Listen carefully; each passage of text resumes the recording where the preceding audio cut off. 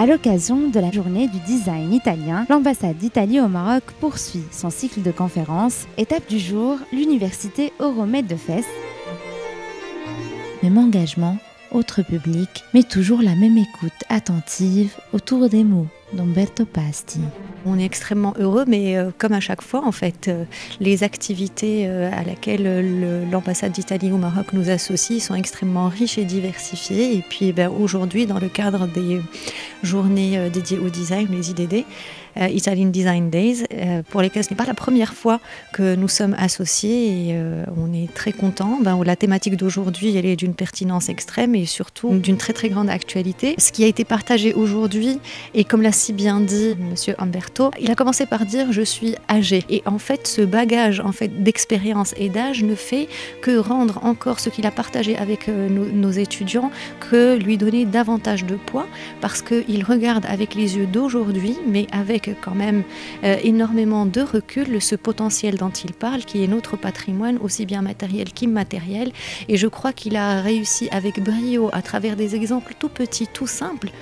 à transmettre le message et à les inviter à regarder avec des yeux différents notre patrimoine et à être capable, tout en le décortiquant ce patrimoine, ses ingéniosités et son intelligence, à en tirer profit, réinjecter cette ingéniosité et ce capital-là dans les interventions contemporaines. Et puis pour la dimension, je veux dire, environnementale ou botanique en particulier, les exemples qu'il a partagés ont été extrêmement appréciés également parce que ça rentre dans le cadre du tiers paysage. L'exemple du jardin à Rouhouna, il est très parlant aussi parce que là, il a été capable d'être à l'écoute de la nature et la nature sait très très bien faire les choses. Des fois, c'est nous qui ne savons pas suffisamment regarder ou suffisamment écouter et à travers ce jardin-là, il a pu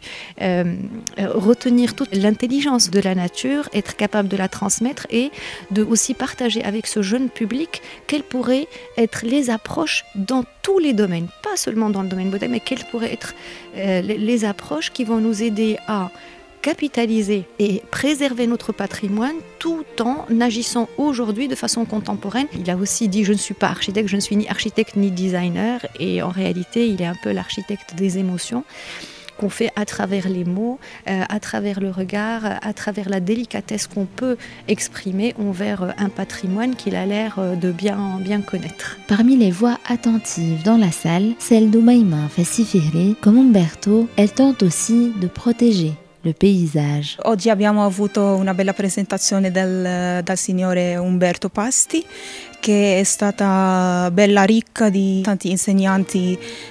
importanti sul paesaggio e la sua interazione con il territorio, con gli esseri umani, eccetera. È stato molto interessante per me perché lavoro sulla Convenzione Europea del Paesaggio come esperienza europea sulla gestione del paesaggio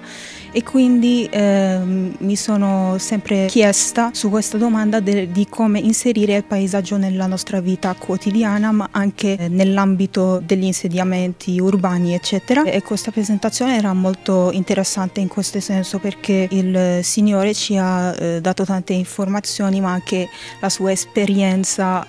personale di 35 anni qui in Marocco, che è stata molto bella.